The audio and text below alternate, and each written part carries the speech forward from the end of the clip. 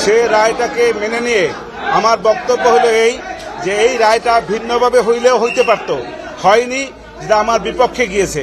সেজন্য আমি ক্ষুব্ধ, আমি আমার ভিতরে কষ্ট লালন করতেছি। আমি এর বাইরে আমার কিছু বক্তব্য নেই। আপিল করার সুযোগ নাই। আমি তো কষ্ট পাচ্ছি। আপনার মুখে হাসি দেখা যাচ্ছে, কেন কষ্ট পাচ্ছেন? আপনি বলেন কেন কষ্ট পাচ্ছেন সেটা বলেন। আরে আমার এই জন্যই কষ্ট পাচ্ছি, আমার আসামির সাজা হয়েছে সর্বোচ্চ সাজা। সেটা আমার কষ্ট দেবে না, এটাই স্বাভাবিক।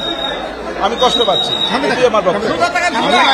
আর আমার পক্ষে এই মামলায় কোনো এপিল করার সুযোগ নাই যতক্ষণ পর্যন্ত না আমার ক্লায়েন্টরা এসে মাননীয় ট্রাইব্যুনালে সারেন্ডার করবেন অথবা তারা কোনোভাবে গ্রেপ্তার হবেন। এর আগ পর্যন্ত কোনো এপিলেট ডিভিশনে যাওয়ার আর কোনো সুযোগ নাই।